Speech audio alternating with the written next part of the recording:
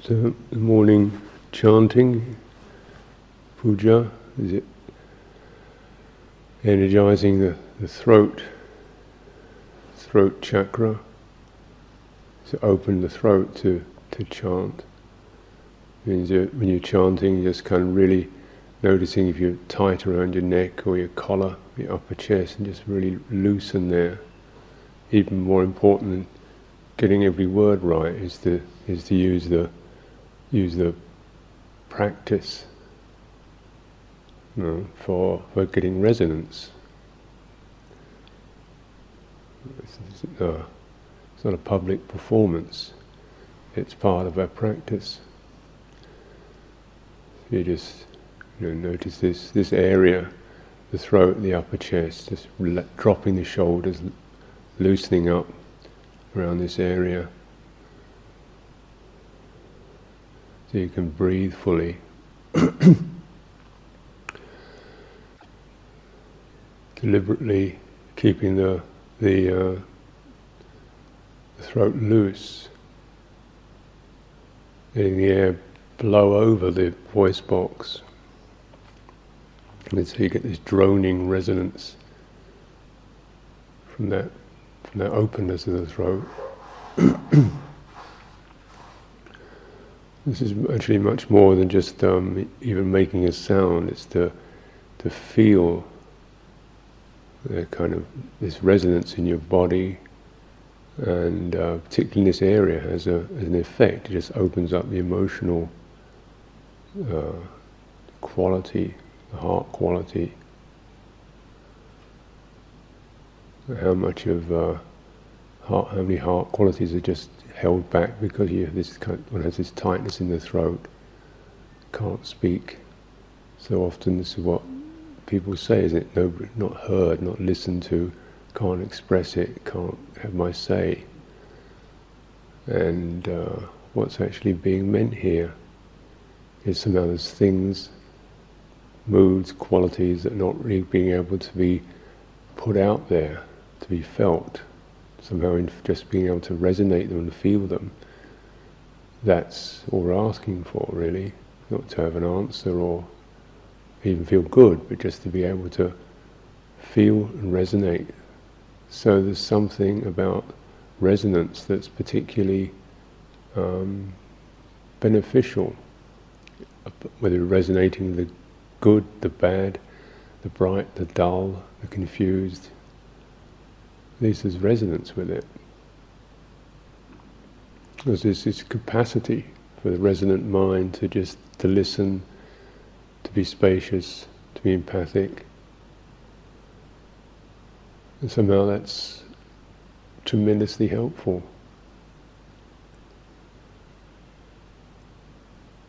This is what we set up in a puja. This is the blessedness of it, that we can be heard. And things we didn't even really know we needed to be felt have felt. Some things we can't really put words to. So there's a lot more to it than just chanting some Pali verses. Sometimes in this puja what we're experiencing is darkness, dullness, irritation, bored, fed up, hate morning pujas, and yet one wouldn't want to miss it for the world. There's a chance to feel the feeling of hating the morning puja. How wonderful, a blessed opportunity.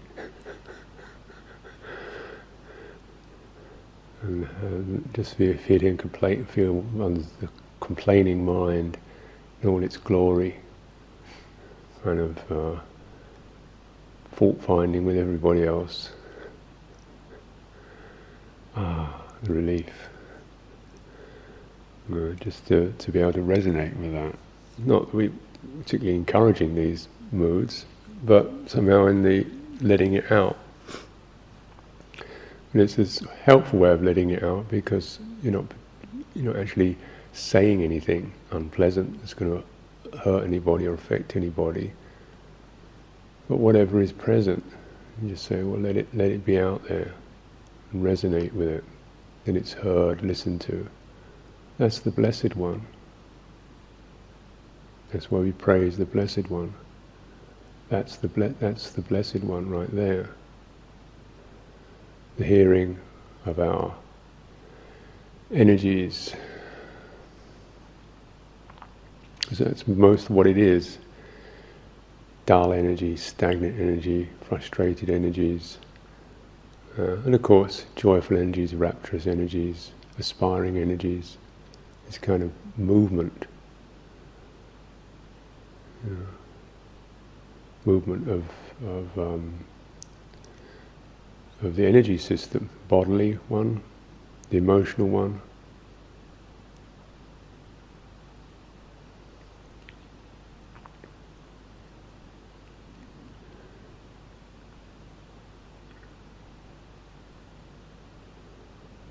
So this way the body acts as a resonator for the heart energy. The heart energy acts as the ability to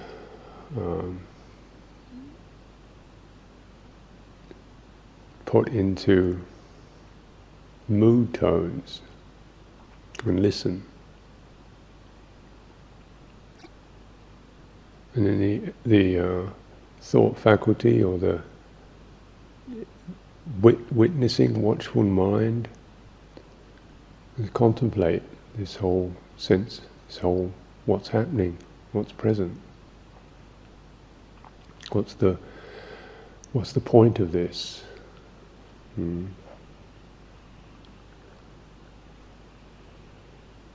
Is it to experience a particular set of moods and emotions?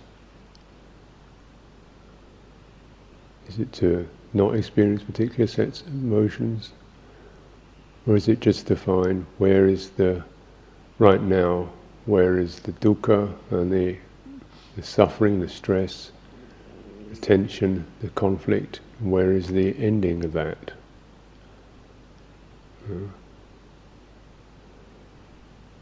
So we experience in the bright, the positive, the skillful, or the dark, the negative, the unskillful.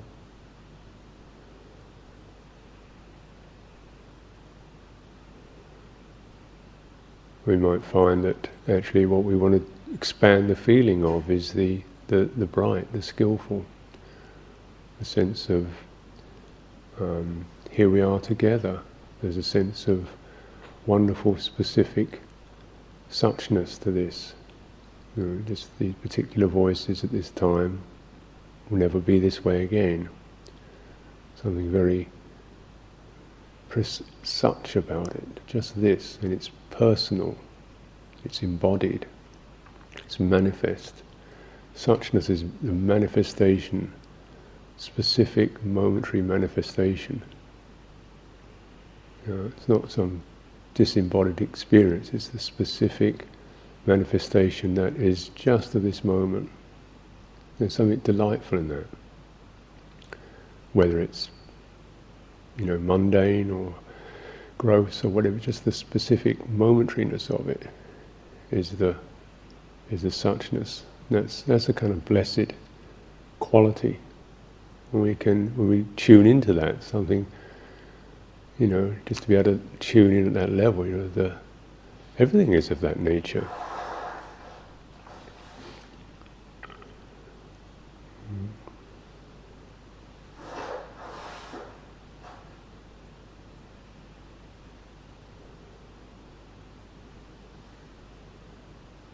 Particular voices, the sounds, subtle movement of air, the temperature, particular moment of thought that arises, all very personal in a way, very mundane, yet once it's kind of held in this particular blessed way, it's marvelous. Because we're not clinging to it, we're not analysing, we're not affirming it or negating it, just letting it be resonant. The mind is somehow, there's a freshness there.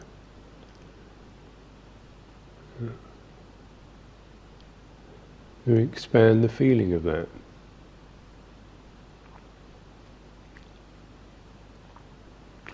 To expand the feeling means that something scans, you notice this particular quality of listening, this itself. Ah. That's able to hold all of it. It's not just continually fighting against the dark or the negative or whatever. It's not that continual struggle. It's able to hold all of it. There's nothing to be frightened or ashamed of. There's nothing to keep trying to stuff down or twist into shape. Just let it blow. But listen. Don't validate the moods and feelings. Don't invalidate them.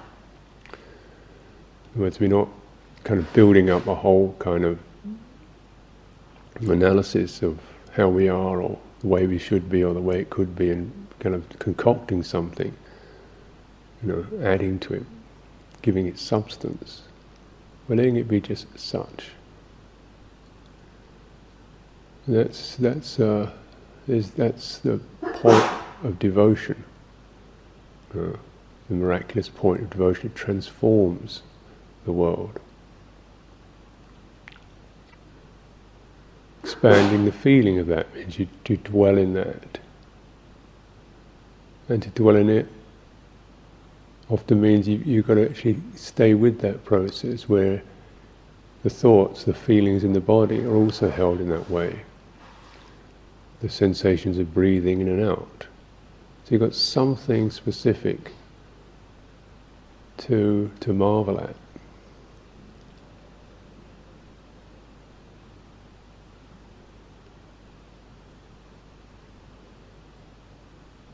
But again, it's not to just kind of tighten up around these things, because you want to keep the marveling there, sense of wonder, sense of spaciousness and suchness about breathing in and out. It's not another grim chore that you get down to at god-awful hours in the morning.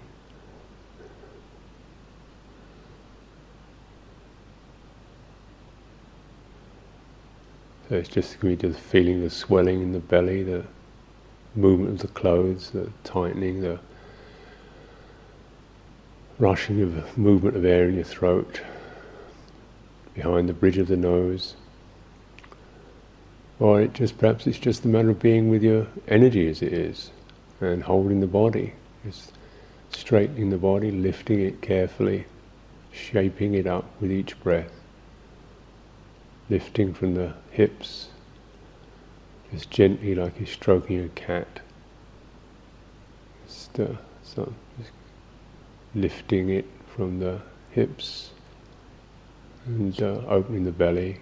So you're just carefully keeping the body from contracting, handling its energy so you open them and get them to be more fluid. So it gets rigid, we lock it, the body energy gets rigid, then there's a locking into the emotional states. And then it's no longer such, it's just a dense story again. So what does it changes it? How does it come from just being me, feeling another day, ho-hum, here we go again, boring old stuff, yada yada, to, oh, wow, what is it? I mean, it can be the same themes. It's because your body energy is different. That's what it's based on. So if the body energy is loosened and opened and held upright, then confusing or the whatever is marvelous. It's just that. That's why we sit. So we put effort into sitting, once we get up, get here, build a hall. This takes effort. Building a Dhamma hall takes effort. Years of it. It takes effort to train the body. And some really recommend just even doing physical exercises to strengthen and loosen the body. So you actually can have this access, because your body energy is all tightened up and contracted. Detachment is just an idea in the mind, it's the thought. You can't think devotion, you can't think blessed. Well, you can, but it's just a dumb word. To really feel it, you have to get that sense of how your body energy is present, resonant, giving rise to resonance. And the heart opens because of that. It feels safe, feels it's got something to stand on. The heart can then open up and hear, express. And then your witnessing mind contemplates, what's the meaning of this?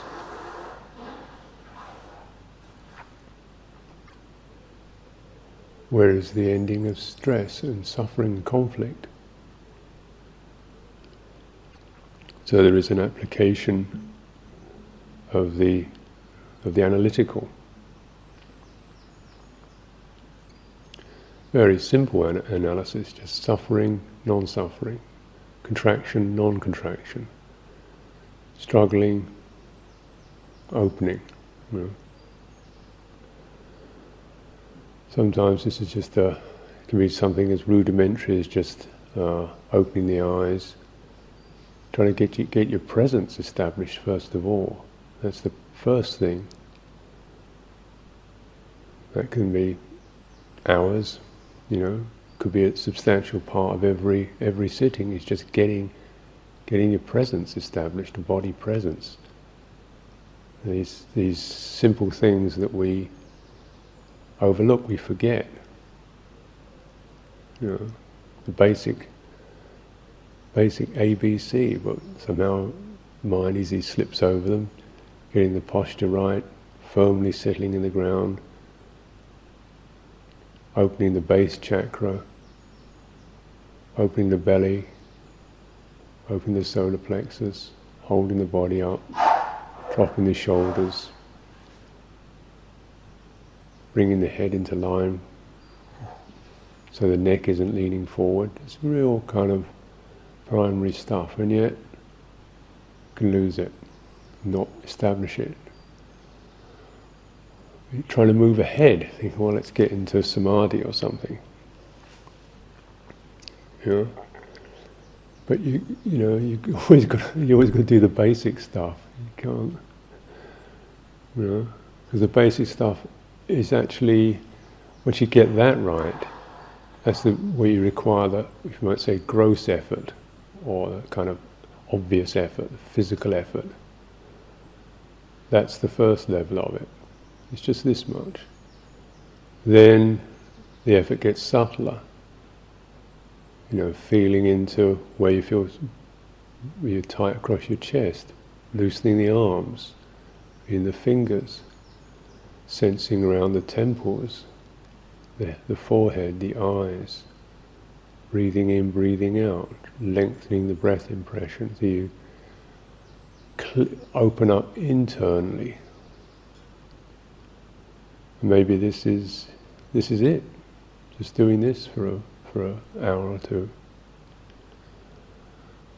Just getting some good ventilation through there.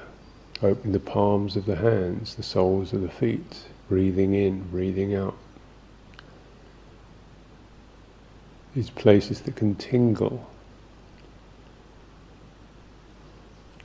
Breathing in, breathing out, letting energy move through these areas as you breathe in and breathe out.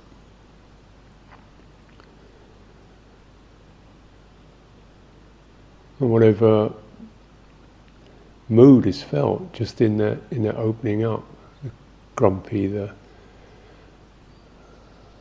sensual craving,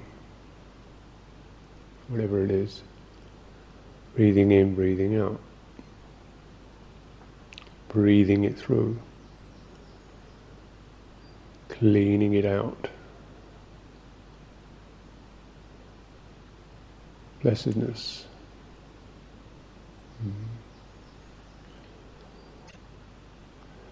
Maybe we feel a more positive sense. give you the internal sense of feeling bright, enthused, touched in a very positive way by this, the meaning of what we're doing, the holiness, the blessedness of the practice, feeling the clarity of the body's energy, its comfort, its steadiness. What else is so sweet? Or in the chanting, just hearing the we-ness, the sense of us, these very specific voices, tonalities, husky and sweet, booming, whispering, sibilant, precious. It's kind of, it's all so human, so touching, and there's a whole we-ness there that's not really based upon our histories or roles or functions or we like or dislike or however we are feeling about each other on a personal level. It's just these presences, bringing it here, opening it up, just touching on an energetic level, taking each other in an energetic level.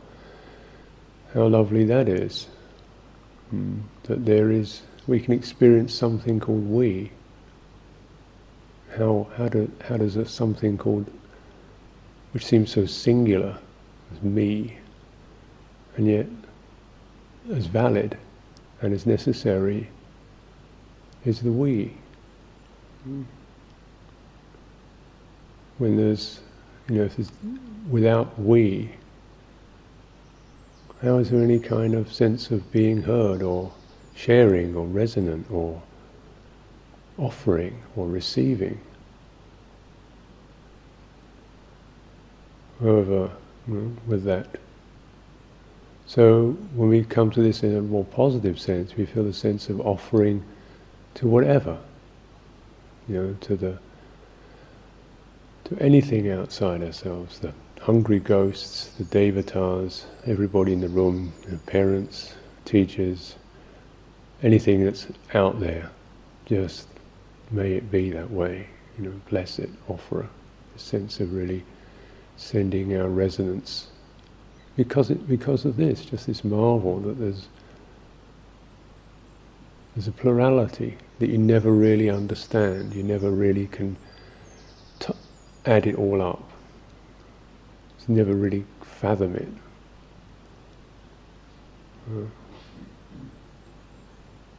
So the mind is left kind of open, non-calculating, non-judging, just a sense of, I can experience something other than myself.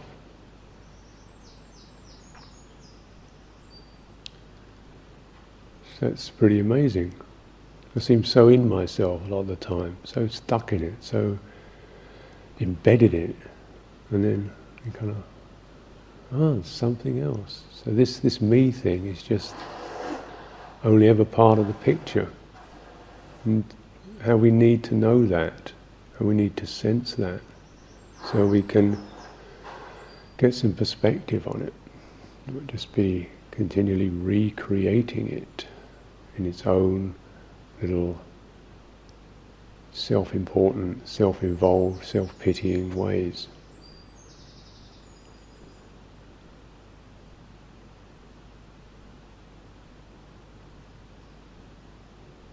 That's blessed too. The we sense. And offering and then receiving, taking in, breathing in.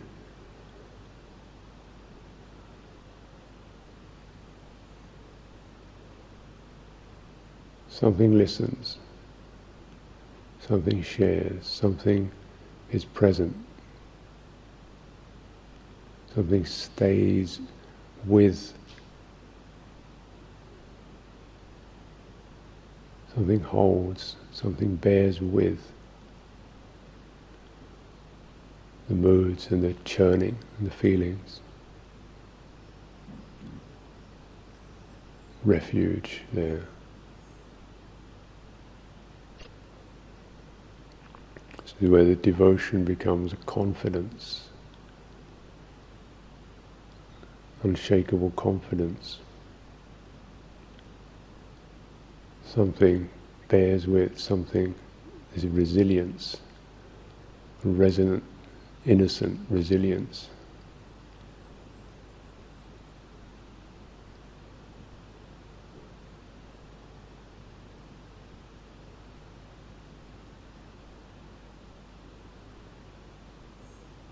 You can sense that in that sound of silence, where the body's energies are just vibrant. You can hear, or something, this kind of subtle sound.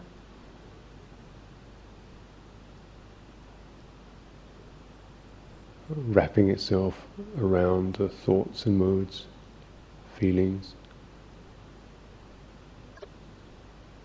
Breathing it in, just drawing it deeper and deeper within. Textures of the body. The withdrawal of the mind. Opening it up and breathing it out.